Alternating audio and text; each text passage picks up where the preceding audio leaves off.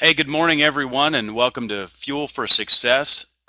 We're excited about today. Happy Tuesday, everyone. We've got what an awesome opportunity we have today to discuss one of something that can impact our lives. We're going to be talking about life coaching and motivation today, and what an exciting topic, especially when we've got in our live virtual studio. Hey, Matt, we've actually got one of the biggest studios in the world, right? We've got a live virtual studio that spans like 1,500 Whole miles, right? So it's pretty world. cool. But that's right. We've got live in our virtual studio the one and only Matt Maddox. What is just, in my opinion at least, uh, an authority on life coaching and motivation. He motivates me all the time, and we're just thrilled to have everyone on here today. We've got so many people Good to joining be us. back. Um, Feels good to be back. right. I mean, I did 30, let's see, ended up being 32 hours of driving in 2 days. Bro, yesterday I was in the middle of nowhere. We were supposed to leave Sunday after church. We had a major ice storm, snow, and we ended up not being able to leave till Monday morning. I'm thinking, no big deal. I'll hit up a Starbucks or a hotel that's got Wi Fi or even a McDonald's. Bro, I drove over 2 hours before I could find any Wi-Fi. I felt bad about the lack of connection, but I'm excited about today. I can't wait, man. Good to see all of our friends. Good to see everybody on here today. It's just been a great year so far. I can't. The year's gone by fast. We're already what, January 7th, so 7 days into the 7. new year. I hope everybody's still executing. I don't see as many posts on Twitter or Facebook about people being excited about or focused about a new year. Usually people only got about 7 to 10 more days before they fall off of their New Year's resolutions.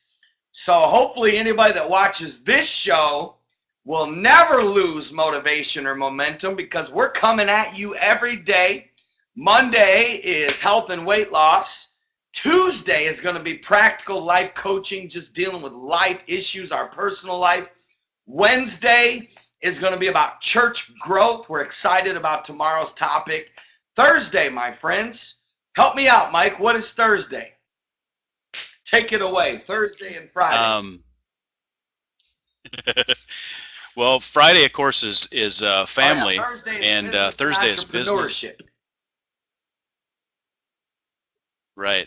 And so Thursday we'll be talking about business. Friday is family and relationships. Good to see Arnie on here. My boy Arnold is a worker, man. Arnold, my friend, all the way from Canada, from way up in Canada. What are we talking? I know it's in the British Columbia British area. Columbia. Arnold is a good guy. Let me tell you right now, Arnold is a worker. He's one of those guys that if you want to get something done, you want him on your team.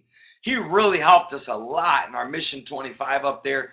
Major shout out to my boy Arnie. Arnie, are you engaged? What's going on? Give me an update, my friend.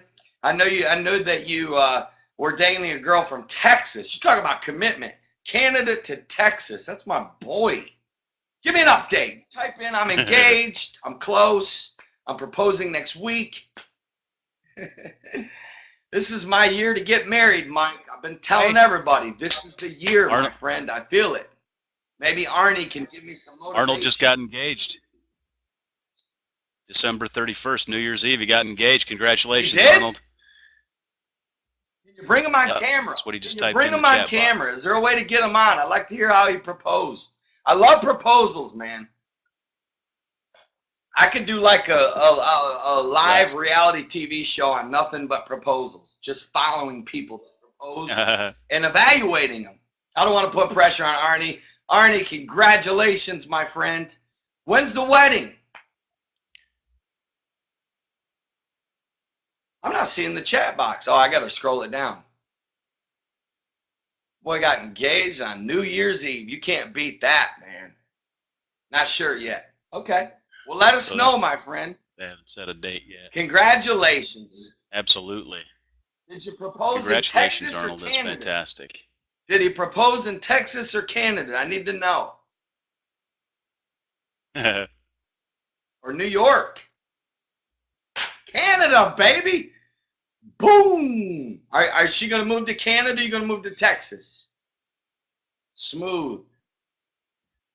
Smooth. All right, Mike, here we go. I like this. I'm glad to see Arnold on here. Good to see everybody else as well. It's fantastic. This is my year, says Pacey. I believe it, girl. Claim it. All right, Mike, tell us what's in store for today, That's my right. friend. Hey, first of all, I like the positives talking, Pacey. That makes a big difference in life motivation and success. You know, I've got a ton of questions. We've got questions rolling in every show we do. I'm keeping a log of all the questions that come in. So anything that we don't get to during the show, we're going to try to get to in future shows. We've got enough questions already to last us through March or April, but we've got a bunch of interesting questions today. And Matt, if you don't mind, I'm just going to bounce a couple off you. I'm sure the folks on here want to hear from you. And I've got a pretty simple question to start out. And well, it's simple and complex because what are some of the things that you think that cause people to fail? The number one thing, and Mike, by the way, just so everybody knows, this is a live show. We want you to interact. Feel free to ask questions, type in thoughts. We never go over these ahead of time because we want it to be from the soul. So these questions are coming from the soul, my friends. The answers are anyways. Why do people fail? Mike, I honestly believe that the number one reason that people fail in life is because of their thinking. I wholeheartedly believe that. I've literally worked with thousands of people through the years. Recently, over the last 2 years, launched a life coaching business, and I've done a lot of one-on-one life coaching. And I'm telling you, it all comes down to a person's thinking, everything. The number one reason why people fail is because their thinking is either negative, or they have self-limiting beliefs, or they have limited thinking, and they self-sabotage themselves because of their thoughts. I really believe in what the Bible says. Whatever a man thinketh, so is he. I believe that our thoughts are so powerful, that our thoughts are physical in this world, that we literally are living our thoughts from yesterday. Where you are right now is where your thoughts and your actions have taken you. Second reason why I believe people fail, Mike, is because they don't surround themselves with the right people. If you're ready to go to the next level, then you cannot continue to hang around and associate with negative, small-minded people. You have got to start associating with dreamers, with people with big vision, people that, like I tell people all the time, yesterday we talked about health and weight loss. Look, man, you can get healthier just by starting to hang out and associate with healthy people, and their habits, their mannerisms, their attitude will rub off on you. Another reason why I think people fail is because, again, going back to something you'll hear all the time on this show, is they're not daily. They don't have a daily action plan. And a dream without an action plan is really not even a dream. It's just wishful thinking. To have a true dream means I'm going to do it no matter what, period. This is my dream. There's no obstacles. There's no set. You know, the path to greatness, to success, to abundance has obstacles. It has failures and setbacks. I think one of the reasons why people fail is because they don't have a proper view of failure. They believe in failure. I actually embrace failure. I want to fail. In fact, I want to increase my failure rate because I honestly believe that success is preceded by failure. So I'm not afraid of failure. I think one of the reasons why people fail is because they believe in failure and they let failure defeat them. I take my failures and learn from them and thank God for them because they're gold to me. I want more failures this year than I've ever had. I like that. Hey, you mentioned surrounding yourself with people that have, that can help you and that aren't negative. And I was actually just reading the comments of all the folks on this show right now, and we're surrounding ourselves with some quality people right now because the comments that are coming in, that's over there. That's gold coming in. So thanks everyone for participating, and would love to see that and the interaction, and that's what's great about this platform. Also, feel free to ask questions over there on the chat box, or click on the question box below to submit it to the queue, and we'll get your question on here and try to answer as best we can. Those are some powerful points right there, Matt. And let me ask you another. One of the things that, and I think in today's age, it's becoming more and more prevalent. We deal with so many different stresses every single day, stresses of life and work and ministry and family. And what is your best advice to handle stress? I know sometimes people have trouble handling stress. It can cause issues in their life. What's your best advice to handle stress? Well, let me say this. I am grateful for pressure and stress. Because there's just no way to have high-level success without pressure and without stress. It can be a good thing if you know how to manage it. It says that I'm frozen on the screen. Maybe I'm moving too much. Am I frozen, Mike? Not for me.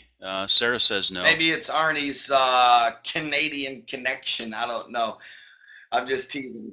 Yeah. You The know, data bits are listen, frozen the way getting to in handle Canada. stress is simple. It goes back to our mind, I've learned in life not to freak out and how to stay relaxed and how to take challenges and setbacks and difficulties. And I know this is going to sound cliche, but I've learned how to take on a positive approach or a positive perspective. It all comes back to perspective. So the things that would stress out most people don't stress me out. Number one, because of the conditioning of my mind of deciding that I'm not, because I believe, first thing, you want to know how to manage stress? First thing you got to do is understand that stress really will kill you. It'll make you sick. Stress is one of the number one causes of diseases. Stress will literally affect your every relationship. It'll zap your energy. I'm an energy guy. I really believe that we only live one life. I really believe that this life goes by fast, and I really believe it's all about energy. Stress is like, if you have a boat, you don't want any holes in your boat. You don't want a leak in your tire, because if you have a leak in your tire, eventually you'll have a blowout, or you won't even be able to drive your car. So same thing in life. Stress is like a hole in a tire or a boat. There's just no way to survive if you allow stress in your life and allow yourself. So let's get practical. Number one, meditation is a healer of stress. Taking 15-20 minutes to meditate, to rest the mind, to relax. Number two is living in a continual state of gratitude. Kind of hard to be stressed when you live with a spirit of gratitude. Number three is prayer and worship. Number four is surrounding yourself with positive people and upbeat people and people that have a good sense of humor, that help you relax and help you laugh and not take life so serious. I think too many people take life too serious. They're too Right. they're too uptight and too tense about things. You've got to learn how to laugh. One of the things that I made up my mind about as a dad is I'm going to make sure that when Caleb gets around me, life is fun. That even though I work hard, even though I live a stressful life. I mean, my life is stressful. But what helps this is some of these things that I've listed. Of course, it does help I live 10 minutes from the beach. It does help that while all of you are freezing today, that I have sunshine and palm trees. I mean, that does help. I'll be honest with you. Eating right. One of the number one reasons why people can't handle stress is because of the foods. Foods affect moods. So when you eat healthy, it helps you be more vibrant, more energetic, more happy, more joyful.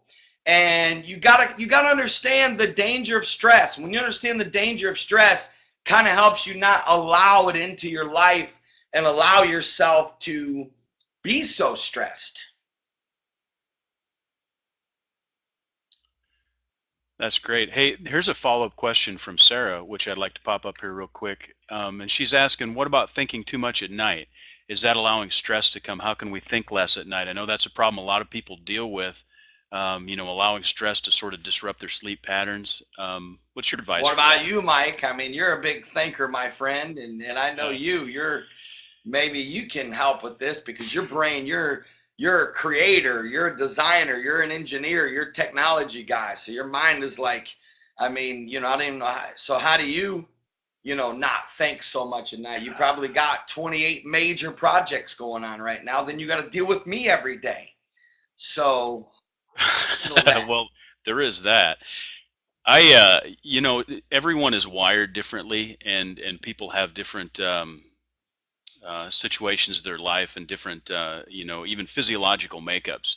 And I may not be very well qualified for this because, for whatever the reason, I'm wired in such a way that at night, when I'm ready to shut off, I can literally flip the switch and I'm asleep in 15 seconds. And I'm blessed. Okay, I definitely understand that. But one of the things that for me is I don't allow things to really stress me out because I just understand that I came to the realization a long time ago that there's always going to be more work than I can finish, that there's always going to be more things to do than I could ever Always possibly has it get done. worse. And yeah, exactly. And so I focus on the things that I can get done and focus on the things that are important, and prioritization plays a big role in that, and making sure that I handle the things that are most important and then leave the other things, and I just have a peace about it. So for me, I don't really have that much difficulty, um, you know letting go of that stress and not thinking about the things that are coming up. I love the creative process, and for me, it's fun for me to think about things, but at the same time, it's easy for me to turn it Yeah, for off. me, I do struggle with this because I don't want to go to sleep. I love life so much that like I can't wait to wake up. So I'm like, I don't want to go to bed. I just want to keep going. So it is harder for me to shut down my thinking. What I've had to do is journal and write out my thoughts. Arnie made a good point right here. I do write down my. First of all, you have to write down your must do list for the next day. That will help you rest. A lot of it's not worrying, getting peace, asking God to give you peace, living with peace, not fearing. Fear and worry and anxiety and stress, those four things will keep the brain going. There's an old quote, never fear the day you've never seen. Most of the things we worry about never happen. So a lot of those things will help you shut the mind down. Again, you know what? Let's get practical. Don't check, your phone an hour before you want to go to bed, social media or watch TV. I really believe that you got to prepare for a good night's rest. Take a hot bubble bath. My friends pick on me for this, but I'm a bubble bath dude. I'm cool about it. I'm man enough to take a bath and still feel manly. Certain candles, essential oils, tea. Chamomile tea is extremely good to kind of relax you. Very light music. Start turning down the lights. Again, I'll tell you right now, if any of you sleep close to your phone, you're actually at risk of brain tumors. You better get your phone away from your bed. This used to be a major problem for me because, I had to get into a peace because I share custody with my son. And whenever he's not with me, I'm kind of just, God, what if he needs me in the middle of the night? What if something happens? And I just had to get into a peace. So I don't even allow my phone on my bed. I plug it in over near my bookshelf over here. So just little things like that help me. Sarah's saying that they watch end time stuff right before bed, so that might be one of Oh the my problems. word, Sarah. And actually, uh, along with that too, remember that when you're looking at an illuminated screen, you probably want to like avoid looking at your phone, looking at your iPad, and looking at a television screen or a video monitor for about an hour before bedtime, because there is a physiological reaction with chemicals in your body when you're looking at illuminated screens. We're hardwired to sleep in the dark and be awake in the light, and that light from those illuminated screens has an effect on our brain chemistry. So Sarah, reducing that I for love an you and your hour. husband, but girl, we might have to move these end time stuff to maybe in the mornings or on Saturday mornings, but doing it before bed, no wonder your brain can't shut down, girl. Might be some stress there. Awesome. Hey, shifting gears just a little bit, Julie's asking a question. She's looking at making a move to a different city. And what is your advice for her on how to make that change? I'm sure that's got to be a stressful Ooh, you know, they situation. say moving is the What second advice most would you have for her? stressful thing a person goes through besides death in the family. That's massive. Moving is stressful. I guess I would have to know more to really give her a good answer. I would say if you're feeling like you need to make a move and it's going to better your life and better your family, go for it. You live once. See, I'm a little different in that I'm not afraid of risk.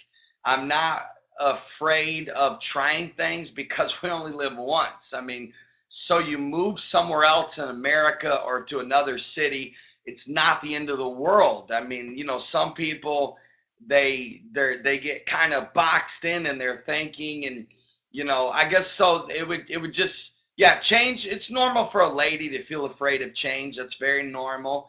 Men are kind of warriors and just don't care. You know what I'm saying? So as a lady, I can see why you're nervous. Make a list of all your fears, pray over them, evaluate the pros and cons, ask yourself the question, what's the worst case scenario? Answer that question. Me, I always write out a worst case scenario and then ask myself, can I live with this worst case scenario if it was to happen? Good luck to you, Julie. That's We'll good. be praying for you and your kids. God will order your steps. This is what I do, Julie. Pray for God to open and close doors. Could I move with Caleb? I couldn't and I wouldn't because I wouldn't take him away from his mom. I've actually had a lot of offers, big offers to move, but I wouldn't do it when he's young. I wouldn't move him away from his mom because I believe he needs her. But you know, I don't know your situation. I don't know the stories. So maybe you can write an email and maybe we can, you know, help you there. But I personally wouldn't move, you know, just because of that reason.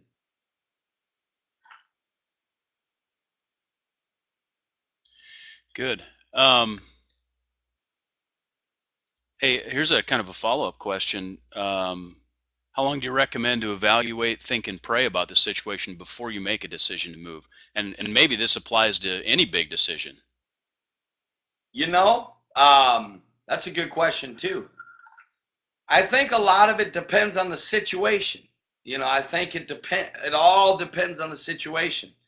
You know, if your husband gets offered, you know, $80,000 more a year and it will better your family and your pastor feels good about it and your husband feels good about it, you feel, you know what? Let me sum it all up with this. I let one thing lead my life. One thing, and that's the peace of God. I honestly believe where there is an absence of peace, pause.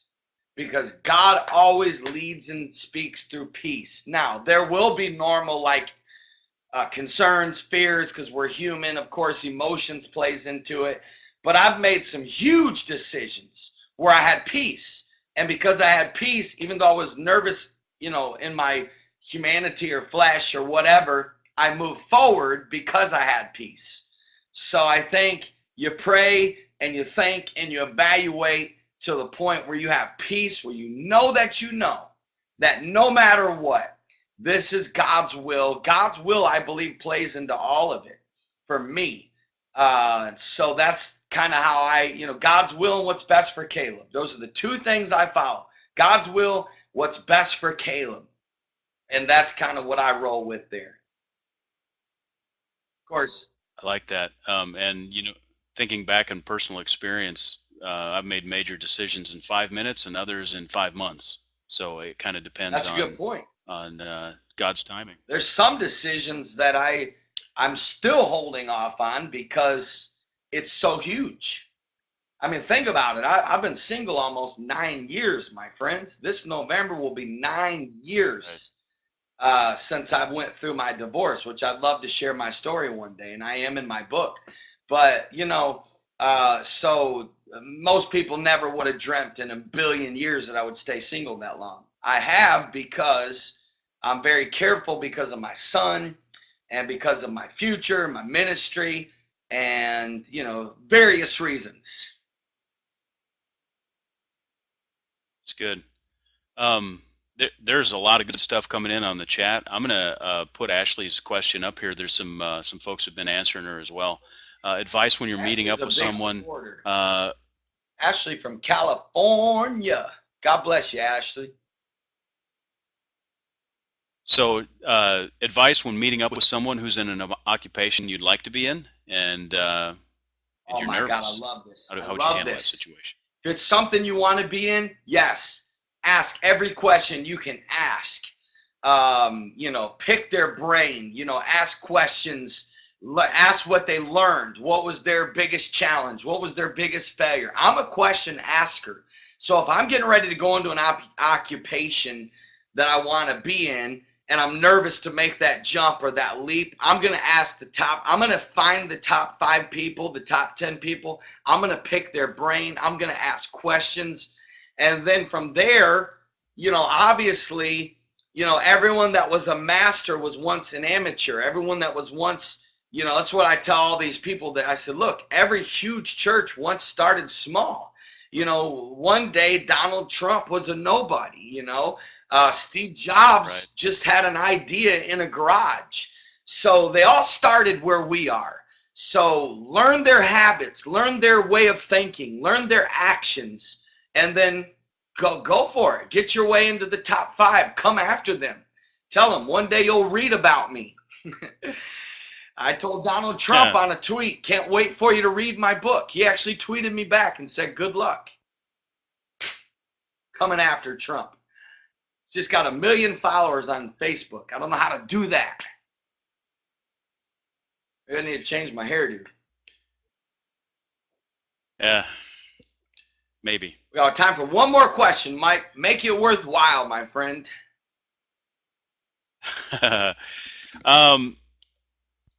What's the secret? Here's one.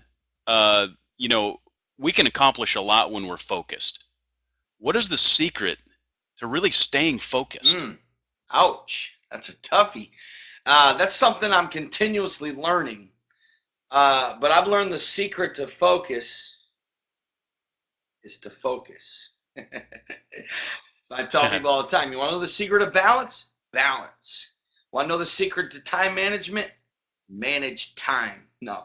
The secret to staying focused starts, I believe, with a clear mind. I believe it also starts with a person that is committed to living by priority. One of the reasons why people don't stay focused is because they don't live by priority. If people would start living by priority, truly, like, what my brain, I view things like a hospital emergency room, triage, I think they call it, meaning like if a lot of people do busy work, if you're clipping your daughter's toenails and your son starts choking, you're not going to tell your wife, hold on, honey, I'm busy clipping Susie's toenails. Is that important? Yes. But a lot of people, they don't really truly work on what's priority. And so they multitask, which I don't believe in. But I really believe that the secret to staying focused is, Thomas Edison says, do one thing with all of your energy and focus until it's done, and do nothing else. So I really believe staying on task. For example, this show ends in 30 minutes, right? We have 30 minutes, so we got 40 seconds left. So we got to stay focused on the fact that we've only got 30 seconds now. But anyways, we'll go back into this focus. Good news is we're together every day. Tomorrow's on Church Growth. I can't wait to hang with y'all. I appreciate so much. Look at me. These are not just words. I appreciate that we have one person that watches this show. Everybody that puts it on your Twitter, your Facebook, thank you. You that take 30 minutes out of your day to listen to this, Thank you. You that engage and ask questions and comment. I learn from your comments. I go back and read these. I read them while the shows are going on. I believe in you, my friends. We'll see you tomorrow at 11 o'clock.